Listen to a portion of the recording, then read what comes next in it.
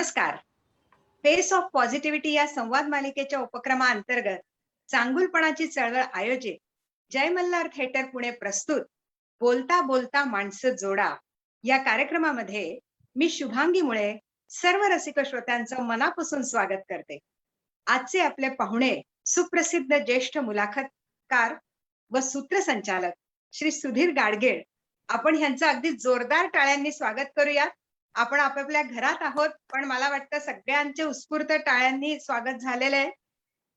चांगुलपणाच्या चळवळीचे संकल्पक आणि ज्यांच्या पुढाकाराने हा फेस ऑफ पॉझिटिव्हिटीचा उपक्रम राबवला जातोय, ते परराष्ट्र खात्याचे निवृत्त सचिव आणि राष्ट्रीय मानवाधिकार आयोगाचे सदस्य डॉक्टर ज्ञानेश्वर मुळे यांना आदरपूर्वक नमस्कार. नमस्कार सर. नमस्कार. नमस्कार. आपल्या कार्यक्रमाची प्रसिद्धी आणि प्रक्षेपणाची जबाबदारी समर्थपणे सांभाळणाऱ्या महाराष्ट्र माहिती तंत्रज्ञान सहाय्यता केंद्राचे जय कांबळे आणि रुपाली भोसले या दोघांचं विशेष कौतुक. आता सुधीर गाडगीळ यांच्याशी गप्पांना सुरुवात करण्यापूर्वी मी त्यांचा अगदी थोडक्यात परिचय करून देते. खर तर त्यांचं शब्द सामर्थ्य, त्यांचा हसरा चेहरा, त्यांचं दिलखुलास व्यक्तिमत्व यामुळे सर्व रसिक श्रोत्यांच्या हृदयात त्यांचे एक खास असं स्थान निर्माण झालंय. सुधीरजींचा जन्म पुण्याचा, शिक्षण पुण्याचं आणि ते पुण्यातच स्थायिक झाले. त्यांची शाळा नुमवी, कॉलेज BMCC, ते कॉमर्स ग्रॅज्युएट आहेत. पण महत्वाचं म्हणजे कॉलेज करत असतानाच पत्रकारितेत आले आणि सक्रिय झाले. त्यांनी केसरी, सकाळ वृत्तपत्र अशा नामवंत वृत्तपत्रांसाठी काम केलंय. त्याचप्रमाणे चौगुले किर्लोस्कर यांच्या बहुचर्चित तेजस्वी साप्ताहिकाचं मुंबईचं पॉलिटिकल चीफ कॉरेस्पॉन्डंट म्हणून काम बघितलं आणि आपला एक आगळा वेगळा ठसा उमटवला. पुढे मनोहर या मासिकाचं सहसंपादन आणि संपूर्ण त्या मासिकाची जबाबदारी त्यांनी यशस्वीरित्या पार पाडली आणि मनोहर साप्ताहिकाला एक आगळं वेगळं स्थान त्यांनी प्राप्त करून दिलं. हा काळ होता 1973 ते 1980चा आणि त्यानंतर मात्र त्यांनी इतर सर्व क्षेत्रांमध्ये फ्रीलान्स काम करायला सुरुवात केली. मग त्या टीव्हीवरच्या मुलाखती घेणं असो किंवा कार्यक्रमांचं सूत्रसंचालन करणं असो. मंडळी, 5,500हून अधिक मुलाखती आणि 3,000हून अधिक कार्यक्रमांचं सूत्रसंचालन असा त्यांचा 40 वर्षाहून अधिक कार्यकर्तृत्वाचा आलेख आहे. या त्यांच्या आलेखाला आपण सलाम करूया. त्यांनी स्वर्गीय बाळासाहेब ठाकरे यांच्यापासून ते MF हुसेन यांच्यापर्यंत आणि माधुरी दीक्षित पासून गानसम्राज्ञी लता मंगेशकर यांच्यापर्यंत अनेक दिग्गजांच्या मुलाखती घेतल्या आहेत. त्यांना लहानपणापासूनच वाचनाची प्रचंड आवड आहे. दिसेल ते पुस्तक वाचायचं आणि भेटेल ती व्यक्ती वाचायची, हा त्यांचा असामान्य गुण. ह्याच्यामुळे भारताला सुधीर गाडगीळ यांच्या रूपात लाभला अँबॅसेडर ऑफ मराठी कल्चर. आपल्या सगळ्यांना माहित आहे की ते उत्तम लेखक आहेत. त्यांची तब्बल 11 पुस्तकं प्रकाशित झाली आहेत आणि आता खूप अभिमानाची आणि कौतुकाची गोष्ट म्हणजे लॉकडाऊन मध्ये त्यांनी 3 पुस्तकं लिहिली आहेत आणि ती प्रकाशनाच्या मार्गात आहेत. ते अनेक पुरस्कारांनी सन्मानित आहेत. त्यापैकी काही पुरस्कारांची मी इथे पुरस्कारांचा उल्लेख करू इच्छिते. गदिमा पुरस्कार, पुण्यभूषण पुरस्कार, महाराष्ट्र वैभव सन्मान, आचार्य अत्रे पुरस्कार, मटा सन्मान पुरस्कार. 2000 साली बाळासाहेब ठाकरे यांच्या हस्ते निवेदनासारख्या वेगळ्या कारकिर्दीमध्ये 25 वर्ष पूर्ण केल्याबद्दल पुण्यात भव्य नागरी सत्कार. 2008 साली मुंबई मराठी पत्रकार संघाचा ललित लेखनासाठी विद्याधर गोखले पुरस्कार. तर असे हे बहुआयामी, दुसऱ्यांना बोलतं करणारं आणि सर्वांना हवंहवंसं वाटणारं व्यक्तिमत्व म्हणजे सुधीर गाडगीळ. सुधीरजी, तुमचं खूप स्वागत. आणि आता आपण गप्पांना थेट सुरुवात करणार आहोत. सुधीरजी, चला आता आम्हाला तुम्ही तुमच्या बालपणात घेऊन चला. आम्हाला तिथे तुमचा तो सुधीर आम्हाला बघायचा आहे. बालपणात जाऊन तुम्हाला नेमकं बालपणातलं काय हवंय? मी आपलं धावत्या स्वरूपात सांगतो. त्याही पेक्षा उत्सुकता वाढली तर बालपणाच्या याच्यातल्या काही 1-2 गोष्टी तुम्ही विचारा. पण एवढ्या सगळ्या करिअरमध्ये बालपणात अडकून आपण राहायला नको. एवढंच सांगेन, पुण्यामध्ये सगळं बालपण गेलं आणि पुणे हे उत्तमोत्तम देशभराच्या वक्त्यांचं केंद्र होतं. त्यामुळे दत्तोमामन पोतदारांपासून नासी फडक्यांपर्यंत आणि यशवंतराव चव्हाण साहेबांच्या पासून ते अगदी राशम वाळिंब्यांपर्यंत एक से एक उत्तमोत्तम वक्ते मला ऐकता आले. आणि घरातली मंडळी ही चांगलं बोलणाऱ्यांचं ऐकायला घेऊन जात असत. त्यामुळे ते ऐकायला गेल्यामुळे बोलावं कसं आणि पुण्यात असल्यामुळे बोलू कसं नाही, हे दोन्हीही लहानपणी बालपणामध्ये पुण्यामध्ये मला शिकता आलं. वा बालपणाची सर्वात मोठी देण ती आहे. वा वा वा खूप क्या छान बात! आहे. तुमचं वाडा संस्कृती होती त्याबद्दल अगदी अगदी 1-2 शब्द आम्हाला ऐकायला आवडतील. वाडा संस्कृती असल्यामुळे ती इतके छान निखळ समोरच्यांशी निखळ संपर्क कसा ठेवावा, माणसं कशी जोडावीत, हे वाडा संस्कृतीमध्ये आणि माझ्या घर एकत्र कुटुंबात मी वाढलेलो असल्यामुळे 5 आत्या, 3 काका, आजी-आजोबा, आई-वडील अशा सगळ्यांमध्ये वाढलेलो असल्यामुळे माणसं मुद्दाम सांभाळली पाहिजेत असा विचार करायला लागला नाही. वागण्यातनं, बोलण्यातनं ती सांभाळतच गेली. त्यामुळे वाड्यात माझ्या घरी जर माझ्या आवडीचा जर एखादा पदार्थ नसेल, तर मी खालच्या प्रवीणच्या आईंकडे जाऊन डायरेक्ट जेवायला तिथे बसायचो. त्यांना न विचारता आणि घरात न सांगता. असे संबंध त्या वाड्यामध्ये बांधले गेलेले होते. वाह! वाह! वाह! खूप छान. मी आता मुळे सरांना विनंती करते, की त्यांनी तुमच्याशी संवाद साधावा. वाह! आणि मला हे सांगा सुधीरजी, की हं. एक तर मला खूप आनंद झालाय. खूप दिवसांनी आपण असे का असानी आभासी रूपाने का असेना हो. भेटतो आहोत, त्याचा खूप आनंद होतो. मलाही. आपण आपण पुण्यात भेटलेलो आहोत अनेकदा. अमेरिकेत ही सुदैवाने होय. आपलं स्वागत करण्याची संधी जी आहे कॉन्सल जनरल असताना मला मिळालेली आहे. आणि बरोबर. तुमच्या त्या मुलाखतीचा कधीतरी लेखन स्वरूपात किंवा श्राव्य स्वरूपामध्ये आम्हाला जरूर पाहायला मिळेल अशी अपेक्षा मी करतो आहे. निश्चित. आणि आज सुधीर गाडगीळ ही व्यक्ती महाराष्ट्रात परिचित नाही असं मला असं वाटत नाही कोणी असेल. कारण तुमचा आवाज तुम्ही कदाचित तुम्हाला पाहिलं नसेल, पण तुमचा आवाज संपूर्ण महाराष्ट्राने ऐकलेला आहे. प्रदीर्घ असा अनुभव आहे आणि कॉलेजच्या जीवनामध्येच तुम्ही पत्रकारितेकडे वळला. हो. कसं होतं त्यावेळचं कॉलेजचं वातावरण आणि का पत्रकारितेकडे तुम्ही वळला, कसे वळलात? त्याच्याविषयी थोडंसं सांगा. जरूर. माझं कॉलेज कॉमर्स कॉलेज हनुमान टेकडीच्या पायथ्याशी असलेलं. म्हणजे फार सुंदर वातावरण सगळं होतं आणि तिथे बोधी वृक्षाखाली म्हणून एक कट्टा होता. त्या कट्ट्यावर बसून आम्ही सगळेजण गप्पा मारायचो. मला अधिकाधिक माणसांना भेटायला, त्यांना बोलकं करायला, त्यांचं ऐकायला हे खूप आवडायचं. म्हणून मी कॉलेजमध्ये रमलो होतो. घरातल्यांची कुठेतरी पदवी घेण्याची एक इच्छा असते म्हणून मी कॉमर्सकडे पदवी करता गेलो. पण मला पुढे कॉमर्समधलं कॉस्टिंग वगैरे करण्यात काही रस नव्हता. म्हणून मी कॉलेजच्या काळातच पत्रकारितेची नोकरी करायला लागलो. आधी केसरीत कॉलेजमध्ये असतानाच. नंतर सकाळमध्ये, नंतर अन्य ठिकाणी कॉलम लिहायला सुरुवात केली. गांगल असल्यामुळे मला दिनकर गांगल होते महाराष्ट्र टाइम्सचे. त्यांच्यामुळे महाराष्ट्र टाइम्समध्ये कॉलम लिहिला. क्या पुण्यावर बात! लिहिला, ठाण्यावर लिहिला. असं सगळं माणसं जोडण्याचं, माणसांना भेटण्याचं हे सगळं कॉलेजच्या काळातच सुरू झालं. आणि या सगळ्याची सुरुवात शाळा कॉलेजमध्येच वेगळ्या प्रकारे झाली. म्हणजे कसं, नुमवीमध्ये चमत्कार मंडळ होतं. हे कुठल्याही शाळेत नसेल. जादू शिकवायचं आणि जादूमध्ये जादूपेक्षा समोरच्या पाहणाऱ्यांना गुंगून कसं टाकायचं, हिप्नोटाईज कसं करायचं, हे तिथे शिकायला मिळालं. याच नुमवीमध्ये असताना संस्कृत राज्य स्पर्धेपर्यंत मला जाता आलं आणि संस्कृत नाटकात भाग घेता आला. संस्कृतमुळे उच्चारावर उत्तम प्रभुत्व आलं. कॉलेजच्या काळामध्ये कॉमर्स असोसिएशन म्हणून होतं.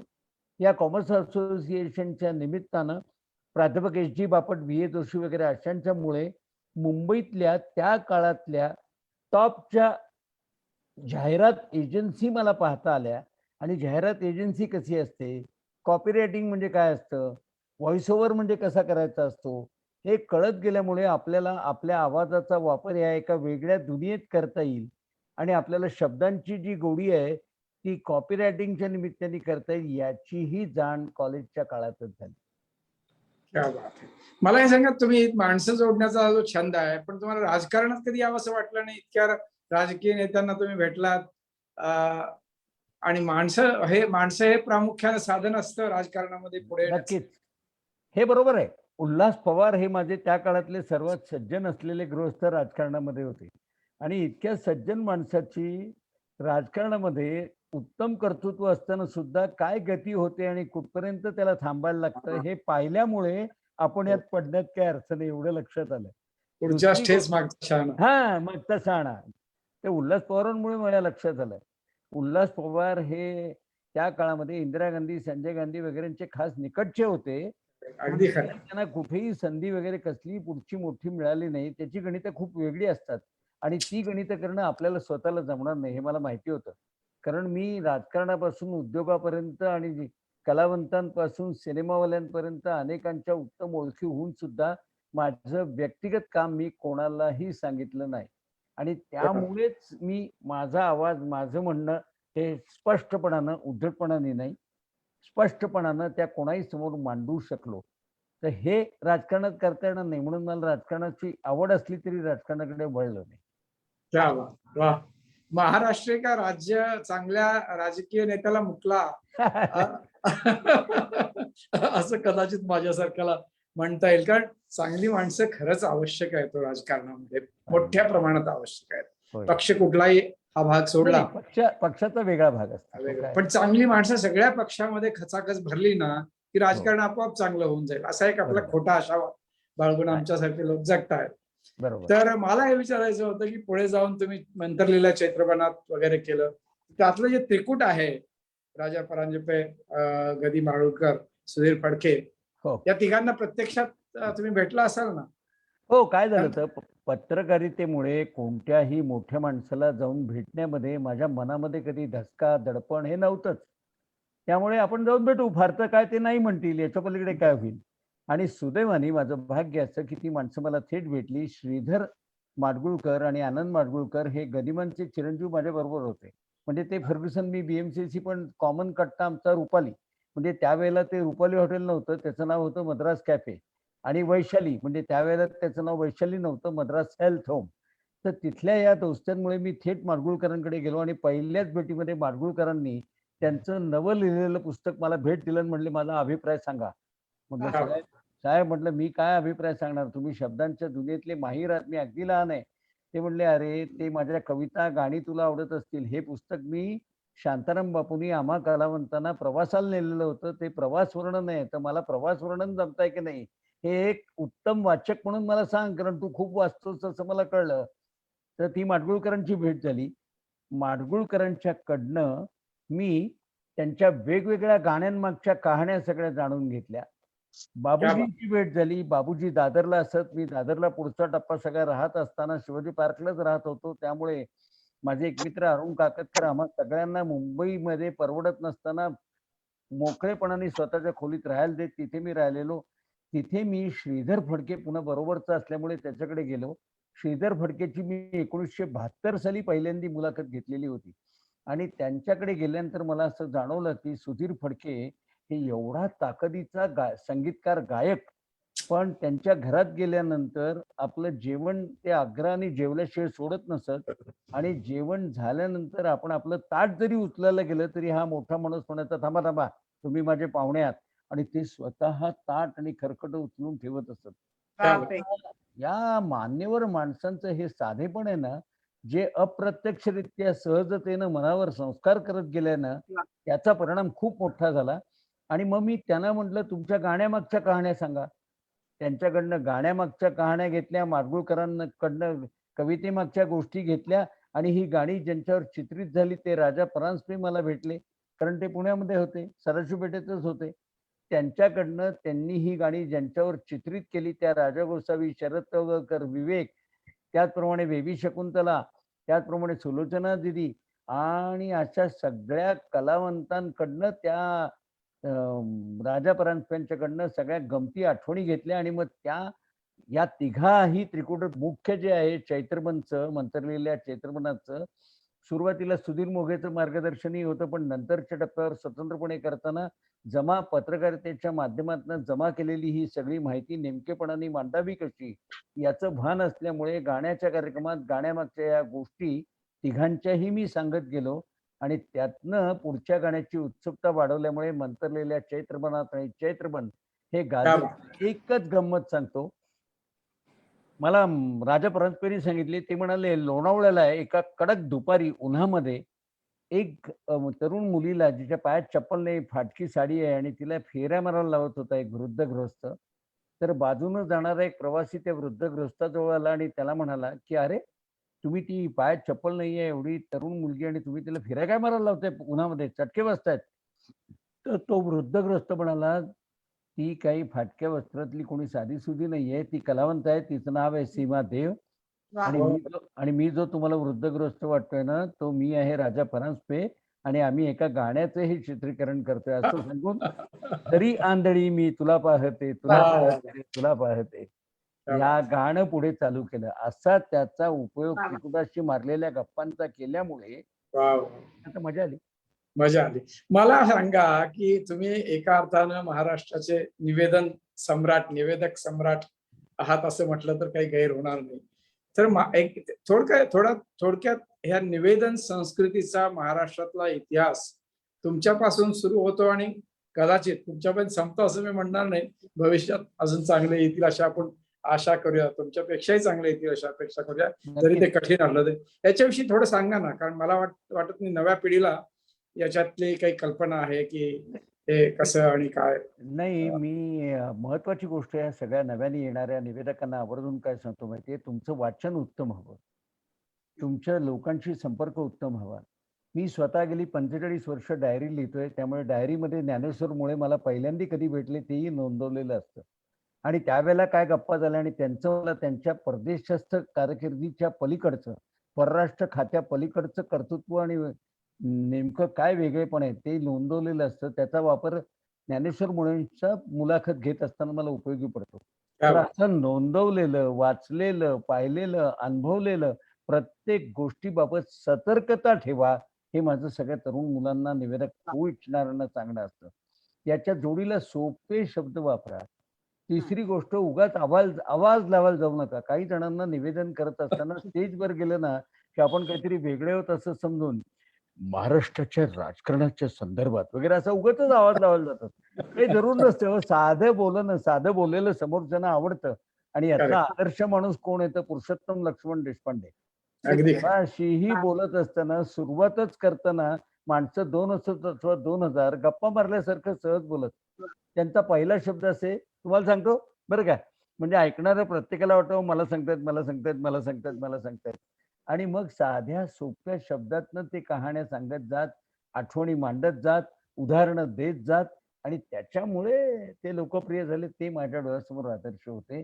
तोच मी सोपेपणा, साधेपणा, बहुश्रुतता, अधिकाधिक माणसांकडनं जमा केलेल्या माहितीचा उत्तम वापर आणि हजरजबाबीपणा, उत्स्फूर्तता या सगळ्या गोष्टी निवेदकांना आवर्जून आपल्या निवेदनात आणायला सांगतो. या शुभांगी. येस. ह्या हां, हां. अशाच गप्पा रंगत जाणार आहेत आणि सुधीरजी तुमचा प्रवास उलगडता उलगडता तुमचं आयुष्य कसं समृद्ध झालं आणि ते इतरांना देखील कसं समृद्ध करता येईल ह्याची खूप छान मेजवानी आम्हाला आज मिळणार आहे. मंडळी, आपल्या सगळ्यांना सुधीर गाडगे यांनी घेतलेली मुलाखत कायम हवी-हवीशी वाटते. कारण ते कधी गंभीर होतात, तर कधी हसत-खेळत, कधी मिश्किल प्रश्न विचारत, कधी पुणेरी टोमणे मारत, संवाद चटपटीत बनवतात आणि मुलाखतीची एक स्पेशल भेळ तयार होते. तर सुधीरजी, आम्हाला उद्योजक शंतनूराव किर्लोस्कर, बिग बी अमिताभ बच्चन आणि स्वर्गीय बाळासाहेब ठाकरे यांच्या मुलाखतींच्या काही आठवणी ऐकायला आवडतील. 5,500 मुलाखती घेतल्यात. त्यातनं फक्त या तिघांबद्दल प्रातिनिधिक म्हणून बोलायचं तर माझी काही हरकत नाही, बोलतो जरूर. पण हो. याच्यात गंमत अशी आहे, की शंतनूराव किर्लोस्कर हे स्वतः मुलाखत द्यायला अजिबात उत्सुक नसत. त्याचं कारण ते असं म्हणत, "मी काय बनवतो? शेतात चालणारी इंजिनं बनवतो." शेतात चालणारी इंजिनं जे बोलतात ते किर्लोस्करच बोलत असतात. वेगळं क्या कशाला बात. बोलायचं? वाह! वाह! वाह! वाह! पण शंतनूराव किर्लोस्करांच्या किर्लोस्कर परिवाराच्या वतीनं त्यांची प्रदीर्घ मुलाखत घ्यायचं ठरलं आणि त्या सगळ्या पिरियडमध्ये जवळ-जवळ अजूनही नामवंतांच्या मुलाखती घेताना आयोजक माझं नाव पहिल्यांदा घेतात, कारण थोडा अनुभव असल्यामुळे असेल. तर मीच ती मुलाखत घ्यावी असं ठरलं आणि त्यातनं मी मनोहरचं काम किर्लोस्करांचं बघत होतो. आता आपण ओझरता उल्लेख मनोहर मासिक का असं म्हटलात, पण मनोहर हे साप्ताहिक झाल्यानंतर त्याच्या पहिल्या अंकापासून 7 हं. जानेवारी 1973 ते 30 मार्च 80 मी नोकरी सोडेपर्यंत त्या साप्ताहिकाचं काम मी बघत होतो. त्यामुळे किर्लोस्कर सगळे माहितीच होते. तरीही मी वाडीला जाऊन म्हणजे किर्लोस्कर वाडीला जाऊन किर्लोस्करांची आणखीन काही डिटेल व्यक्तिगत ठाव ठिकाणा माहिती करून घेतला. म्हटलं समजा ते नीट बोलले नाहीत, नीट खुलले नाहीत, तर कशातनं खुलतील हे माहिती करून घ्यावं म्हणून माहिती घेतली. त्यात मला असं कळलं, की त्यांना ऑपेराचं देशाप्रदेशातल्या ऑपेराची खूप आवड आहे. तर हो. ते मी मुलाखत त्यांच्या लकाकी पुण्यातला जो मॉडेल कॉलेजच्या पलीकडचा त्यांचा आवार आहे, जे बंगला आहे, त्या बंगल्याच्या बाहेरच्या मैदानावरच्या हिरवळीवर 2 खुर्च्या टाकून आमच्या गप्पा सुरू झाल्या, पण ते काही नीट बोलत नव्हते. मग मी काय केलं, ते बोलत नाहीत असं लक्षात आल्यानंतर मी त्यांचा बिग पॉइंट काढला. म्हटलं, "बाबा" त्यांना बाबा म्हणत. म्हटलं, "बाबा तुम्हाला सिडनीचा ऑपेरा पाहिलाय का हो? तो मला दाखवता का?" त्यांनी माझा हात धरला.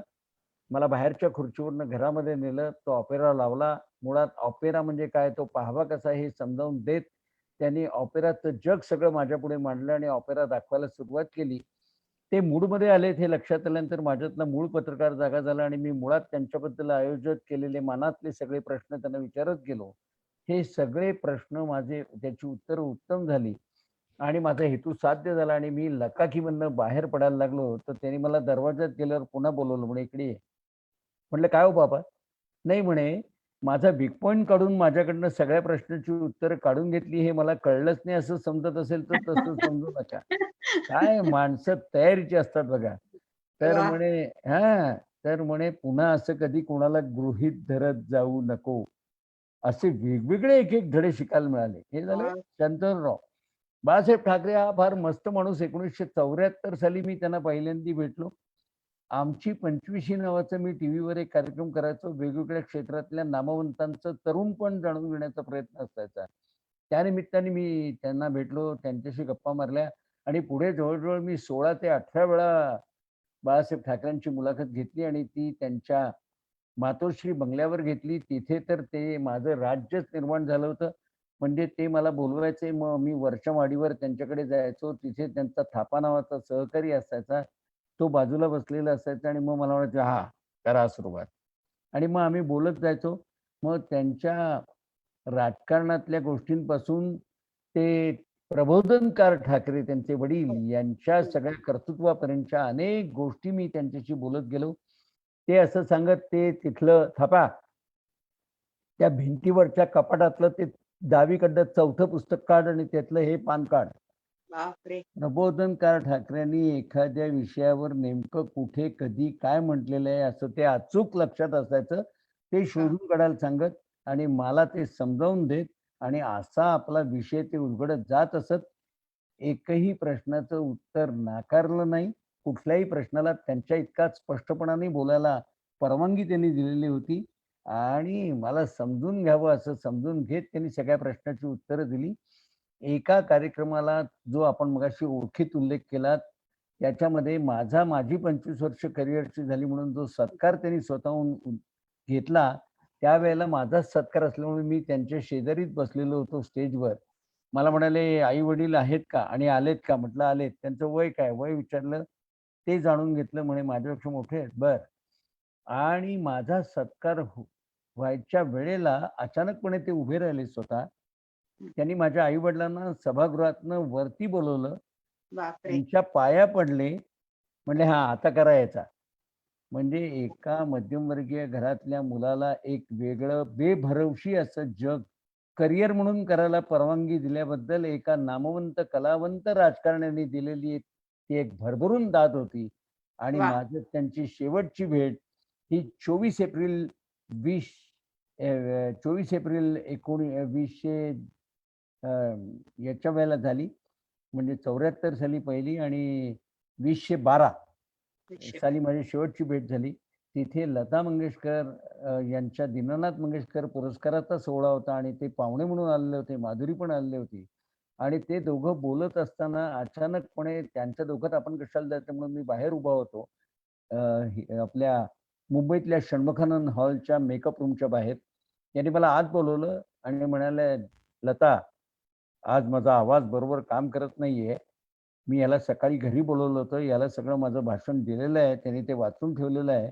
मी अडायला लागलो तर माझं भाषण पुढे तो वाचेल.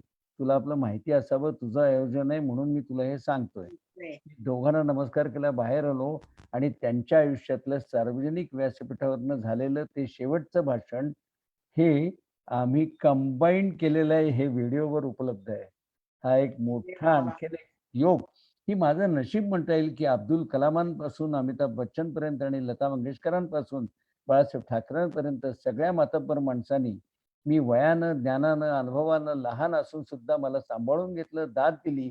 हे खरंच. माझं भाग्याचा भाग आहे. यातली आपण सुचवलेल्यातली तिसरी व्यक्ती म्हणजे हां. लता मंगेशकर. लता नाही अमिताभ मंगेशकर हं. अमिताभ बच्चन. हां, अमिताभ बच्चनांची पण मुलाखत उत्तम झाली. अमिताभ बच्चन एकदम साधे होते बोलायला आणि एक विशिष्ट आवाज होता त्यांचा आणि त्यांची वेगळीच ओळख मला आधी अशामुळे झाली. मी सिनेमा पत्रकारिता करत असताना मुंबईतल्या व्हीटी समोरच्या एक्सेलचेअर थिएटरमध्ये पत्रकारांकरता वेगळा शो असायचा आणि तिथे मी जायचो आणि मला तिथे चांगलं स्थान मिळायचं आणि ओळखी वाढल्या त्याला कारणीभूत एक मुंबईतली ज्येष्ठ पत्रकार, तिचं नाव देवयानी चौबळ. आणि देवयानी चौबळ ही माझ्यावर प्रेम का करायची, तर तिला मराठीत लिहायचं असायचं. मी मनोहर साप्ताहिकामध्ये हं. त्यांना म्हटलं होतं, की तुम्ही तुमचा कॉलम चालू करा आणि त्या साप्ताहिकामुळे, त्यांच्या कॉलममुळे त्या मराठीमध्ये पुन्हा माहिती व्हायला लागल्या. त्यांच्या बरं. कॉलमचं नाव होतं चंदेरी चिंगम. हो, चघळत-चघळत मारायच्या गप्पा. आणि त्या हो. मला तिथे भेटल्या, त्या प्रेस शोला भेटायच्या. तर आनंदचा प्रेस शो होता, आनंद. आनंद बरं. म्हणजे अमिताभ बच्चन आणि राजेश खन्ना, त्यावेळेला राजेश खन्ना सुपरस्टार होता. तर तो शो संपला आणि मला देवयानी जवळ येऊन म्हणाल्या, "खाली या नंबरची व्हाईट मर्सिडीज आहे. हं. तिच्यामध्ये जाऊन बस, पार्टीला काही येऊ नको." म्हटलं, "बरं." मी हो. खाली गेलो, त्या मर्सिडीजमध्ये बसलो. काही क्षणानंतर त्या मर्सिडीजच्या माझ्या शेजारच्या सीटवर खुद्द राजेश खन्ना येऊन बसले. माझी हो. त्यांची ओळख पण नव्हती. त्यांनी माझ्याकडे फक्त बघितलं आणि असं ऐकून विचारलं, की "तू इथे कशाला काय आणि कोण आहेस तू?" मी आई सांगितलं, "Devi told me to sit here." म्हटलं, "ओके, ओके, ओके." आणि हो, एक 2 मिनिटांनी देवयानी चौबळ येऊन पुढच्या सीटवर बसली. गाडी हो. सुरू झाली. आनंद सिनेमा पाहून 10च मिनिटं झालेली होती आणि तिथे मागे वळून देवयानी चौबळ राजेश खन्नांना काय म्हणाली, ज्याचा मी साक्षी होतो शेजारी. हां. त्यांना म्हणाली, राजेश खन्नाला काका म्हणत. ती हो, म्हणली, "काका, इस लंबू के साथ फिर काम मत करना. ये हो. तुम्हारी छुट्टी कर देगा." याचा मी साक्षी आहे. तर अरे! राजेश खन्ना सुपरस्टार होता. तो म्हणला, "ये मेरी छुट्टी कर देगा." क्या पतला, क्या काला, क्या उसकी आँखें. ती म्हणाली, "उसकी आँखें और उसकी आवाज़ तुम्हारी छुट्टी कर देगी." आणि अरे! तसंच पुढे झालं. आणि मग हो पुढे ना. अमिताभ बच्चनांच्या विविध मुलाखती घेत असताना त्यांच्या कर्तृत्वाच्या साऱ्या कहाण्या, त्यांना आपल्या वडिलांबद्दल कविश्रेष्ठ असलेल्या बच्चन साहेबांच्याबद्दल खूपच आदर होता, तेही अनुभवता आलं. जया बहादुरींच्या बद्दलच्या गोष्टी सगळ्या ऐकता आल्या, असं ते वाढत गेलं. आणि मग लता मंगेशकर. लता येस. मंगेशकरांची गाणी तर आमचा आनंदाचाच भाग होता आणि त्यामुळे त्यांच्याकडे जाऊन केव्हाही त्यांचं गाणं ऐकायला आम्हाला आवडायचं. अगदी शेवटचं मी 1 वर्षभरापूर्वी उद्धव ठाकरेंच्या बरोबर त्यांच्याकडे गेलो. अ, उद्धव ठाकरे यांना बाळासाहेब ठाकरेंच्यावर काही विशेष आठवणी काही निवडक माणसांकडून हव्या होत्या. तर ते मला म्हणाले, "आपण जाऊया दीदींकडे." म्हटलं, "तुम्ही विचारा." त्यांनी विचारलं, "दीदी, मी असं-असं सुधीरला घेऊन येतोय." ते म्हणले, "या." मग मी, उद्धव ठाकरे, आम्ही सगळे तिथे होतो. माझा मुलगाही माझ्याबरोबर आला होता. त्यांची वाह! परवानगी घेऊन नेलं होतं आणि तिथे देवयानी चौबळांशी बोलत असताना उद्धव ठाकरे त्यांना असं म्हणाले, की "आम्हाला गाडगिळांच्या फोनच्या रिंगटोनवरनं तुमची आठवण येते बरं का, कारण मदन मोहनचं गाणं आहे त्यावर." ते हो, म्हणले, "हो, मला माहिती आहे. ते नंद चीज आहे ती." असं म्हणून हो. 91व्या वर्षात गेलेल्या लता मंगेशकरांनी ती चीज आम्हाला डायरेक्ट तिथे त्यांच्या खोलीत म्हणून दाखवली. याच्यापेक्षा आणि काय भाग्य पाहिजे. बापरे! हां. आणि बापरे! बाकी गाण्याच्या कहाण्या कळणं, त्या मांडता येणं, त्या सांगता येणं हे खूप झालं. मी त्यातल्या त्यात भाग्याचे काही वेगळे क्षण ह्या नामवंतांच्या संदर्भातले वेगळे म्हणून तुम्हाला अगदी सांगितले. म्हणजे म्हणजे तुम्ही किती भाग्यवान आहात हे आता तुमच्या सगळ्या ह्याच्यातनं लक्षात येते. पण अजून एक दुसरी महत्त्वाची गोष्ट अशी आहे, की अनेक मोठ्या-मोठ्या कलाकारांना असं भाग्य वाटतं, की जेव्हा सुधीर गाडगीळ आपली मुलाखत घेतील, तो आपल्यासाठी भाग्याचा क्षण. हा पण एक मानाचा तुरा म्हणता येईल. आणि अजून एक नाव आपलं राहिलंय ते म्हणजे मेलोडी क्वीन आशाताई. तर अरे आशाताईंच्याबद्दल थोडंसं? आशाताई तर काय प्रेमाचाच विषय आहे. आशाताईंची मी 29 वेळा मुलाखत घेतलेली आहे. 29 बापरे! वेळेला जास्तीत जास्त अमेरिकेमध्ये, परदेशामध्ये, अन्य ठिकाणी असं मला नामवंत व्यासपीठावर घेऊन जाण्यामध्ये त्यांचा सिंहाचा वाटा आहे. आणि खरंच. त्या मोकळेपणाने ते बोलतातच, पण आवाज या वयात सुद्धा आता 86व्या वर्षी परवा त्यांनी टेलिव्हिजनवरचा नवीन कार्यक्रम केला या पोरांचा. त्याला येस. परीक्षक म्हणून असताना सुद्धा आवाज काय सुंदर होता. मराठी गाणं चांदण्याचं फिरताना म्हणून दाखवलं. तर खरंच. त्यांच्या कमालच आहे हो आठवणींची. किती आठवणी सांगणार. माझं येणारं जे नवं पुस्तक आहे, टॉप बरोबर. 20 म्हणून. त्या टॉप ब 20 मध्ये मी गाण्यातले लता मंगेशकर, आशा भोसले, वाह! सामाजिक जाणीवातले बाबा आमटे, प्रकाश आमटे, कलावंतांमधले गौतम राज्याध्यक्ष, माधुरी दीक्षित, अशी सगळी मालिका करतोय. त्या आशाबाईंबद्दल भरभरून सगळं बोललो, लिहिलेलो आहे. वाह! आशाबाईंच्या उपस्थितीत, शरद पवारांच्या उपस्थितीत मला पुण्यभूषण पुरस्कार मिळाला. त्यावेळेला ते दोघं व्यासपीठावर होते आणि मला अचानकपणे आशाबाई असं म्हणाल्या, "एरवी तू लोकांची मुलाखत घेत असतोस, आज तुला पुरस्कार आहे, तर मी तुझ्यावर भाषण नाही करणार आहे. मी तुलाच प्रश्न विचारणार आहे." अरे वाह! विचारा. त्यांनी पहिलाच प्रश्न मला असा विचारला, की लता आणि आशा दोघांची तुझी ओळख, दोघींशी गप्पा मारल्यात. तुला लता आणि आशामध्ये नेमका फरक, दोघी आवडतात असं गावोगाव सांगत असतोस. तुला हो. दोघींमध्ये फरक काय जाणवतो? आता बापरे! बापाच्या कृपेने मला सुचलं. मी म्हटलं, लताबाईंबद्दल आदर वाटतो आणि आपल्याबद्दल जिव्हाळा वाटतो. वाह! वाह! वाह! खरंच ह्या गप्पा म्हणजे अशाच चालू राहाव्यात आणि आम्ही काही बोलू नये, तुम्हीच बोलत राहावं असंच वाटतंय. तुमचं साहित्य क्षेत्रातलं देखील योगदान खूप मोठं आहे. आत्ताच आपण जसं नमूद केलं तसं 11 पुस्तकं आहेत. त्यापैकी काही पुस्तकांची नावं म्हणजे झगमगत्या दुनियेत. तोही एक ललित लेख संग्रह आहे. ताजंतवानं, तो ती, मानाचं पान, मुद्रा, लाईफस्टाईल अशा अनेक पुस्तकांच्या बाबतीत तुम्ही प्रतिभा संपन्नता आहे त्याच्यात. पण आम्हाला कायम हे एक आश्चर्य वाटतं, की तुमचा एवढा धावपळीचा सगळा प्रवास असतो म्हणजे तुम्ही निवेदन, सूत्रसंचालन, मुलाखती यासाठी देशभर अ, जगभर फिरत असता. पण तुम्ही एकीकडे हे लेखनासाठी वेळ कसा काढता आणि विषयासाठी तुम्हाला पेशन्स कुठून येतात? अगदी खरं सांगू का? तुम्हाला जर मनापासून आवड असेल ना, त्या गोष्टीकरता वेळ काढतो वगैरे म्हणण्याचं कारण नाही. आपल्याला वेळ भरपूर असतो. आपण निरर्थक वेळ खूप घालवत असतो. त्याची बरोबर. आखणी थोडी नीट केली, तर आपल्याला सगळ्या आपल्या आवडीच्या गोष्टींना वेळ देता येतो. मी वाह! दिव मी दिवसभरात घडणाऱ्या घटनांवरनं अरे, हे छान टिपता येईल ना, असं मनात म्हटलेलं असतं. डायरी मी गेले 42 ते 45 वर्ष लिहितोय. या डायरीमध्ये माणसं नोंदवलेली असतात. मगाशी मुळे सरांचं नाव घेऊन सांगितलं. तर बरोबर. अशी नोंदवलेली माणसं रात्री डायरीमध्ये नोंद केलेली असताना बरं. त्याच्यावरनं विषय पण सुचतात आणि ते विषय मग स्तंभलेखनातनं आपल्याकडे येतात. अरुण टिकेकरांमुळे, विजय कोळेकरांमुळे, आपल्या दीक्षितमुळे, अशा असंख्य मंडळींमुळे आणि विशेष करून गोविंदराव तळवलकर या महाराष्ट्र टाइम्सच्या मला सर्वात आदरणीय बरं. संपादकांच्यामुळे माझे कॉलम झाले. आणि त्या कॉलमच्या निमित्तानं ते नियमितपणे सक्तीनं लिखाण झालं, म्हणून हं. त्याची पुस्तकं होऊ शकली. पहिलं वाह! पुस्तक मुक्काम. हं. मुक्काममध्ये मी गावोगाव प्रवास करतो, तर त्या प्रवासावर लिहिणं असं मेहतांनी सुचवलं. आणि बरं. त्यातनं मी गावोगावचं नुसतं मी कुठून किती काय मैल आहे असं न देता, त्या गावाचं वेगळेपण आणि गावात जाणवलेली वेगळे व्यक्ती यांच्यावर लिहून ते मुक्काम आलं. वाह! मुद्रा याच्यामधनं मी व्हरायटी माणसं जी भेटत गेली, ती माणसं मांडत गेलो. कारण मी वाह! माणसांवर एक स्तंभच मुळी टेलिव्हिजनवर करत होतो, मुलखा वेगळी माणसं. हं. पुढे मी माझा एकपात्री कार्यक्रम करताना तो स्तंभ माझा पॉप्युलर झालेला होता, म्हणून मी माझ्या कार्यक्रमाचं नावही मुलखा वेगळी माणसं ठेवलं. आणि मग याच्यामधनं मुलखा वेगळे पण माणसांचं पुण्यामध्ये काय कमी आहे का? ते सगळं टिपलेल्या मुद्रा मी त्याच्यात मांडत गेलो. वाह! झगमगती दुनियेमधनं सिनेमातली माणसं मांडली, ताजंतवानंमधनं मला फ्रेश केलेल्या माणसांवर लिहिलं. आज तो आणि ती याच्यामध्ये जरा वेगळ्या धर्तीवर प्रियकर प्रेयसी, नवरा-बायको, मित्र-मैत्रिणी यांच्याशी प्रेमाबद्दल बोललेलं मुक्तपणाने त्यात मांडत गेलो. आता हो. लॉकडाऊनमध्ये 3 पुस्तकं गेलीत, त्यात ही टॉप 20 एक आहे. एक बरं. बिंब प्रतिबिंब म्हणून आहे, म्हणजे जरा दुय्यम नाही, पण जरा या सीनियर टॉपपेक्षा खालच्या ह्याच्यावरच्यांचंच सगळं इम्प्रेशन्स ती त्यात आहेत. अशी पुस्तकं बरं. चालू आहेत. लिहिलंच पाहिजे, वेळ मिळत नाही वगैरे खोटं. तुम्हाला वाह! वेळ भरपूर असतो. तो नीट कारणी लावण्याकरता तुमच्या स्वतःचं नियोजन नेमकं हवं. वा. ते माझं असतं. नाही, खूप छान. मला वाटतं तुम्ही संपूर्ण जग बघितलंय. आपल्या हो, देशातल्या सर्व राज्यातल्या सर्व ठिकाणी तुम्ही जाऊन आला आहात. हो, अमेरिकेला 29 वेळा जाऊन आला आहात. हो. अमिताभ बच्चनची 4 वेळेला मुलाखत, ठाकरेंची 12 वेळेला, शरद 18 पवारांची वेळा. 16 वेळा, बाळासाहेब ठाकरे 18 वेळा.